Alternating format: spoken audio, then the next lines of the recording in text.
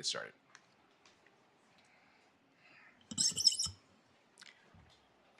Madam Chair, members of the committee, my name is Sanford Livingston. I am the president and CEO of NorCal, Northern California Financial Development Corp., and we're in Oakland. And I'm also representing all 7 FDCs as the vice president of the FDC Association. And it's great to listen to what's happening.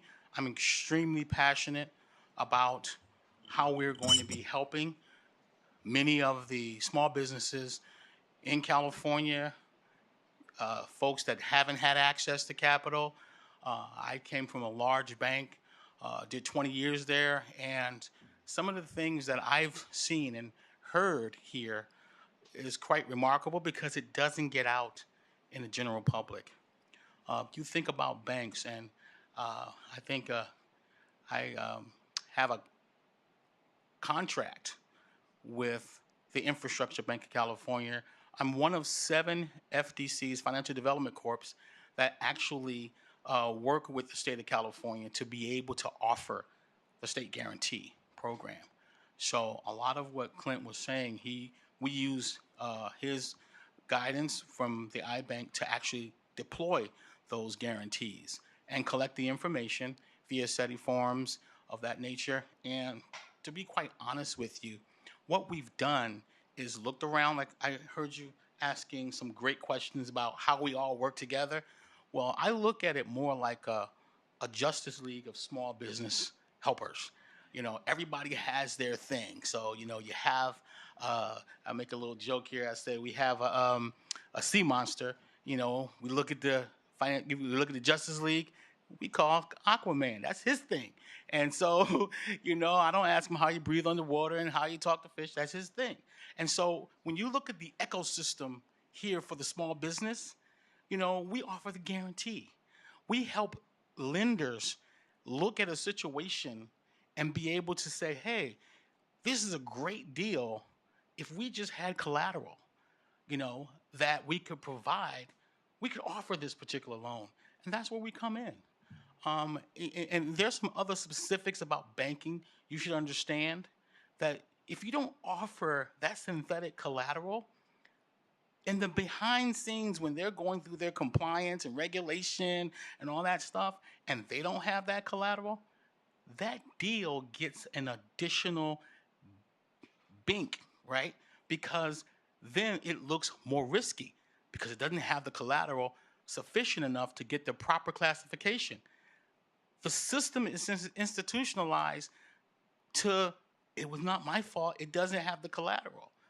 But when you look and pull it back, what I want us to be able to look at, and all of us should also have the analytics behind how these operations work so that we can provide, you know, intelligently how we're going to help these businesses. The system, we know the system, but how do we get around that to make sure we offer things that make sense for everybody in the Justice League, right? Because we have these lenders out there and they have an issue of being profitable and not having issues around risk. But then we pull back. I know I talk a little differently, but I'm going to tell you the real story here. So y'all asked me to come up here and talk to you, so here I am. So you look at the risk, right? You look at this thing and you say, let's look at the analytics. I heard the gentleman here, it was Chris, he said, well, you know, the default ratio is less than 1%. Doggone right it is. That should tell us something too we should add to this discussion, is that the risk isn't what it appears to be. But nobody's talking about that. So we're thinking about a lot of these programs that we're big cooking up. That's why I don't like to call them programs. I like to call them products. Because when you sell a product or something, it solves a problem. And the problem that we're solving is stereotypical viewpoints about people that borrow money. And when you look at the results, it don't add up. So I don't like to talk about it like, oh, you know, we got to, you know, the disadvantage. Yeah, it's the way the system is set up. And I like what you folks are doing Because if we pull all of this together, I was listening to Tarlin and some of the things that she was talking about, and we definitely provide ourselves, makes ourselves available to many of the things that she has in terms of getting to speak to many of the small businesses that have issues around gap financing for working capital because DGS, which is part of California, pays somebody 30 or 90 or 120 days later. So how do we overcome that? We overcome that by providing guarantees to those very businesses that we do business with here in California to make sure they have the capital. And that's what we do. So I wanted to make sure I give some clarification. Clint spoke about the dynamics of how it works. We're the feet on the street that get it done. And we offer the guarantee across the boundaries of California, Southern California, Northern California. All 7 of us get together and we talk about best practices. We'll be meeting in April to talk about how we can take the ideas that you have about these businesses and get that information to the lenders as well as the borrowers so they understand how these businesses are allocated to get the funding to them. And I want to keep talking about this. So the SSBCI money is definitely important because it gives a larger capacity for us to give more of these loans out to the folks that deserve them, and then find a way of collecting the data to show the complexity of how it's done, but also the power and the results that are second to none. And with the SSBCI money, we've been able to offer even more. Yeah, we go up to 5 million, where it was at 2.5, and when it first started, maybe 10 years ago, at the first SSBCI, it was only $500,000 guaranteed. Now we're up to 5. And now we have to, educate many of our users which is our lending folks, which are credit unions, CDFIs, regional banks, and even start to look at some of these other banks that said, oh, it's too expensive to help with these small businesses. Well, no, it's not. With the innovation that's come along, with AI, when you were talking about getting that phone click that no one's picking up, where there is so much innovation coming down the pike that now you can have AI languages that answers those questions and gives you phone numbers to call where people will pick up. So I wanted to make sure I spoke a little bit about those things, and if you have questions about how we operate, but I just wanted to give a little different viewpoint that sometimes doesn't get heard. Thank you. Well, I'm very thankful for your statement, because I think from us, when we get these phone calls, they're not here to say, hey, God, you're doing a great job. It's usually people that are angry, upset, especially in our district offices, right? They're upset about things. They're not, and we don't want to pass the buck to another number for them to call. So my question to you would be, what changes would you make? What changes would I make? Well, not so much a change, but I would say that word is kind of funky. I like amend what you're doing, because there's some great things that are happening, and if we want to keep doing great things, I think to have committee discussions, to have smaller group discussions to discuss, success points, to discuss best practices, to figure out if someone is getting a phone call and they don't understand how to categorize the help. One of the things that we do at NorCal is we categorize the lenders. There's some lenders that like gas stations. There's some lenders that like restaurants. There's some lenders, and so sometimes they get mismatched. So someone will go to somewhere where that lender, that's not their strong suit. But there's no way to tell who to go to, because none of this stuff is categorized anywhere where you can reach it.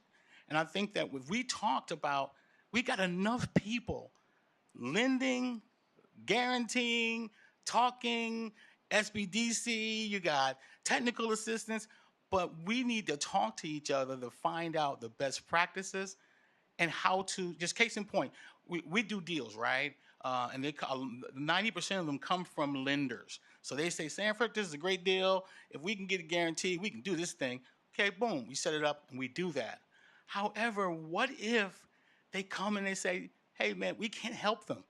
We redirect them to another organization that can help them lend. And so that's what happens, and people see that then we need to work with each other like a Justice League on behalf of the small business and reach out and answer each other's phone call. How about that? That's great. Yeah, because that's building trust, right, in our community. Yes. Yeah. Good. Any other questions? See none? I have a question. I'm sorry, Mr. Chair. So can you clarify for me, so we talked about how Clint and Sheila and Tara, they don't work directly with the community. They go through another entity that works with the small business. So are you that entity that they work with? Yes.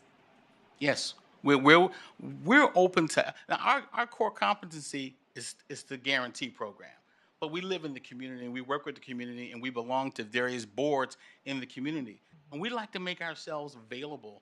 If you're having an event where folks need to understand how they can get funds, and they may not know that a guarantee is the way that they're going to get access to funds, we're there to speak to that so they understand how we fit into the spectrum of how funds are granted to small businesses. So yes, we are available. So you're and we the work one directly. that educates the community about the programs that they have. Absolutely. Because they can be out there putting this on social media and saying they have this, but as a small business, I can't go directly to Clint, Sheila, and Tara. I have to go through you for you to access their programs for me to be able to take advantage of it. Am I understanding that correctly?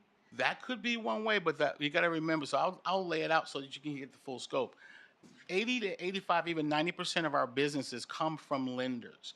However, our door is open where we deal with businesses that come directly to us. And then also, if many of the other providers in this ecosystem are speaking directly to borrowers, we speak directly to them, like with the alliance groups and some other groups. We make ourselves available to be able to talk to them and let them know how they should be providing information. So if they were to go to, say, Tara Lynn and her group and stuff like that, we have checklists also that we've gotten at tables like this where they say, well, Sanford, when you go out and you meet with folks, do understand we need the tax forms, we need this, we need that, and we need to understand, they need a business plan. We offer the same types of advice for folks so that when they do get to a lender, they can speak lender language, which is there's a barrier sometimes when the folks go in and I offer to you, Stephanie, do you have your debt service coverage? You know your debt service coverage? You'd be like, what the hell are you talking about? So what we do is we say, hey, the guarantee program has a debt service coverage benchmark of 1.25, and this is what that means. We all have to have, it's almost like football, right? Everybody know they got their play. I'm a It's a wide little too receiver. soon to talk about Yep. football Yeah. here because you know what just I happened. know. I'm sorry.